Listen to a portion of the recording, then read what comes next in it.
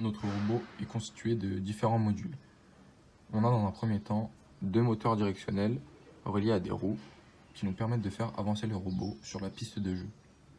Ces 2 moteurs sont alimentés à l'aide d'une batterie 5 volts. Le contrôle du robot a été détaillé dans le rapport final. En effet, grâce à un code que nous avons préalablement téléversé dans la carte ESP8266 et à l'aide de l'application Blink, nous pouvons télécommander le robot à l'aide de notre téléphone par exemple, que nous avons connecté à la carte Wi-Fi.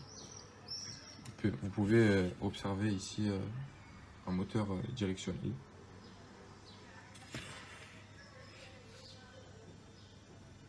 Dans un second temps, nous pouvons observer le servomoteur SG90 qui permet la levée du drapeau au bout du temps imparti, soit 90 secondes, que nous pouvons observer juste là. Mais également un second servomoteur qui nous permettra la gestion de la pince afin d'empiler les modules de TSF.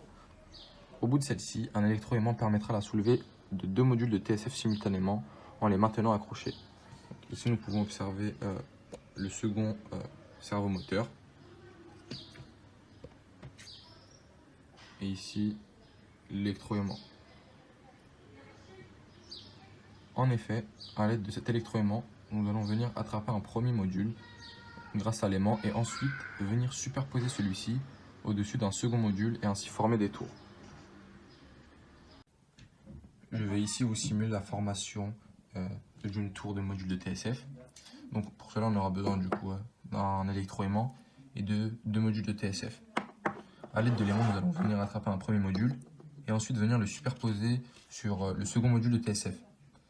Nous savons que chaque module de TSF est composé d'un aimant qui vient attraper et s'accrocher au second module.